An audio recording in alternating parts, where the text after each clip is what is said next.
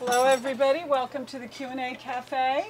And I'd like to start by thanking our sponsors, Georgetown Cupcake, the Amano Shop, Linens of the Week, Prairie Capital, Rachel Pearson Associates, and the one and only Friends of Nathan's, the anonymous Friends of Nathan's.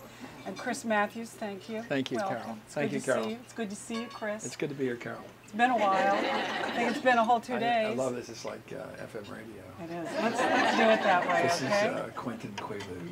Yeah, okay. It's well, getting near midnight. Okay. Where are the Quaaludes? I didn't get any. Oh, darn.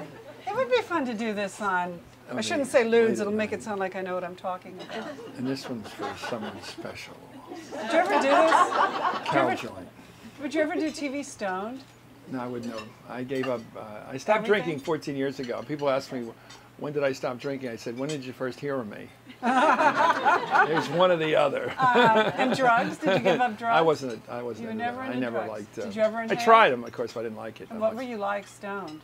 I just don't want it. And this is really not a fruitful direction of this conversation. And you know, Chris, I'll be honest, it wasn't written down here. It's not a fruitful direction. Would anyone like to participate here at this point? No, I'll change I think the we all subject. have our histories and Yes, of we a certain do. age. Well, and you were the one who and I have a very mentioned the minimal lewds. history in that department. But Okay. in the area of alcohol, I've had some history. Yeah, You have a history. I have a ethnic association with that product. Do you think you were an I think alcoholic? it's we and the Iroquois had that problem. Did you think you were an alcoholic? No offense to the Iroquois. The Irish have beat you every day on that one. No, it's fun while it lasts. And you have to grow up. Actually, just before the lunch, somebody asked me, when did you and Chris first meet? And I said, well, it was like 1984, Right. 85, when you were working for Tip O'Neill. Right. And I was one of the producers of Night Watch with Charlie Rose. That's right. And what I remember that Chris would do, and he may not own up to this now, but it was actually very clever, and I don't know whether you were drinking then or not. But if one of us wanted to get tip on the show, Chris would sort of barter and say, I'll get you tip, but at a later time, I'd like to come on your show as a guest. I don't think so. Yeah, I think so. I think that was hallucinatory on your part. Hallucinatory? But I did remember doing Charlie, and I watched him last night, and he's as good as ever. And he had the whole cast of Saturday Night Live on last night, including James Downey, the writer, and my hero, Daryl. Daryl is my hero. Did Daryl do you on He Charlie? hasn't done it lately, but he's been brilliant as McCain. He's just great. He sort of creates a whole new McCain. And it's Clinton is soulful. He inhabits the soul of Bill Clinton. You and Daryl became friends. That's right. And he was doing you before Yeah. you became friends. How did you become friends? Did he reach I think out to you? I think he. Or the other way? I may have reached out to him. We hung out at bars and dinner together, and he came to the house one day for lunch. And I think he likes to be a student of you too. He watches you because he does it technically. He does it technically. That thing he does, hours and hundreds of 1,500 hours of TV. He'll watch endless amounts of video to get the person right. But when he's with you, he's watching you, are you aware of it? Yeah. Do you do anything differently? No, I mean I just noticed that he's watching. Does he ask you to stop and do it again? No, he's just, and then afterwards he'll do a riff on it somewhere at some college. You found out that you did your lunch for AU. You know. Has he ever done you with you? Yeah, well, I've been there on Saturday Night Live. You know, the show really is live, and you're up in the balcony and you watch him do it. It's great. And in fact, one thing, he does Cheney better than anybody. His name, by the way, is pronounced Cheney. And if you watch, you're the only one who pronounces it besides that the Cheney family, okay, but which tells you a lot about the Cheneys. They don't care that we get it wrong. Right. They just don't care that we get it wrong. As he once said, you know, the public doesn't like this war, and he said, so what? Remember? Real Democrat there. I shouldn't be laughing. You know, I think the Cheney, I watched them do the cold open where they start the show, Carol, at 11:30 live. And before they go on, you know, lights are on, the show's on at 11:30. When they start with what we call the cold open, before any announcements. We use it on our show, too. We have a cold open every night. And Daryl is he's strolling around the floor of the Oval Office like a troll. He is Cheney. And he becomes Cheney before the lights go on. And you see him becoming Cheney and walking around the floor like a troll. Yeah. And he's getting ready for the lights, and then he is Cheney when the lights go on. It's like he's a method actor, I guess. Does he have to do a running start the same way with you? I guess because he's already Cheney by the time 11:30 strikes. Do you think Which must be an amazing experience to inhabit that soul. Jesus, that's going to the netherworld. Do you think it's a good thing or a bad thing, though, that shows like SNL and The View and Ellen DeGeneres and whatnot and so forth play the role they do now in the campaigns? Well, I think I think SNL knows its role. I think The View is clearly political. I mean, Joy Behar is political. She's a liberal and she's loud and a bit strident, and then the other, who's her, Elizabeth Hasselbeck, is sort of the conservative, and they play those parts. And Whoopi's kind of the grown-up in many ways, and Barbara's the grown-up. And you know, it's a conversation like, you know, when people sort of get caricaturistic. They become caricatures, and but they like being caricatures. Do you think it's essential now? I mean, well, it's odd when you turn on a late night cable network. It wasn't ours, but you watch them discussing what happened on The View that day. Mm-hmm. It gets a little bit derivative.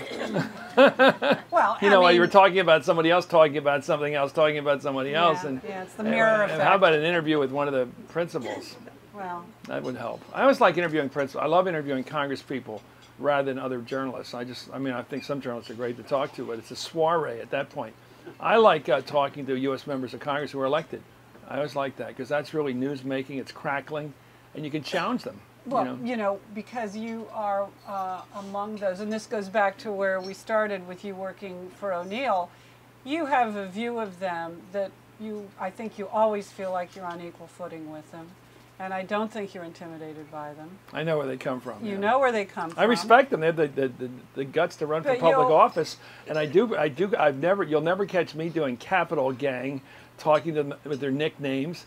I mean, I'm with them socially, and it's always senator or congressman, or unless I really get to know them, I really try to refer to them by their honorific. I think they deserve it. I'm a Democrat. In a lowercase d, I believe in elected officials, and I believe in government, and they deserve the honor we give them. And I think that, so I always call them by senator, and maybe that's because I was a Hill guy for so many years, but I do know where they're coming from because I know how to ask them the question, and I know will elicit an honest answer if they want to give it. But you know what's interesting, Chris? If they want to give it. Is that because it's no mystery that you take a rap sometimes for talking too much or interrupting people. Okay. Well, keep rapping. But isn't it interesting with what was her name, Michelle Bachmann? Yeah. You basically said nothing and she hung herself. Well, I let out a lot of fishing line. You did. That was an unusual attack for you, though. Well, yeah, because I heard something in her voice about, you know, what the Republican Party has done in this election is put out a lot of points on the board and let you connect them, dots. Yeah. And they put out, you know, palled around with domestic terrorists.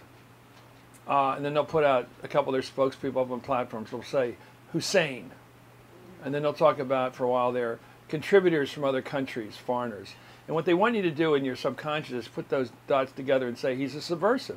They're not running an ethnic campaign against him for being African American. That's a bad rap. What they're running against him on is he's a subversive. He's a member of a cell. He's a sleeper. Yeah. He's trouble. What they're doing. This is what they're trying to do. So I had her heading in that direction, so I just let her pursue that. So she connected all the dots to the point where she was saying he's anti-American, or she wanted to have a media investigation of Congress for anti-American views. All I did was get her to connect the dots that they put on the screen. Did you have any research? And I didn't have any idea who she was before I met her. I just heard her heading in that direction. I let her do it. And you figured that was... But I've done this with that kid, Dennis James, was it? The West Coast talk show kid who was talking about appeasement. And I said, well, what's appeasement? Knowing, perhaps guessing, he didn't know what he was talking about. Yeah. And the poor kid had no idea what appeasement was. He didn't know it was, you know, the fact that the Germans wanted the Sudetenland, the German-speaking part of Czechoslovakia at the time in '38, and the Allies gave it to him. And eventually, within a few months, they gave him the whole Czechoslovakia. At that point, Chamberlain even wised up and became quite a good soldier against the war, against the Germans. But he didn't know anything. And afterwards, I called him up to make him feel better. I said, you'll be back on the show. Don't feel for that. He said, I just couldn't think of the country.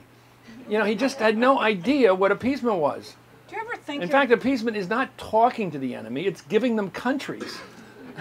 It's not having a chat with Hitler. It's yielding. It's like the French giving the Jews over when they capitulated in '40. They actually, if you want to see a scene that will make you never forget what happened, these beautifully turned out French police officers with their capes looking like $1 million as they herd these Jewish people onto buses to be deported. and you go, this is a beautiful country. I love to visit it, but they did this.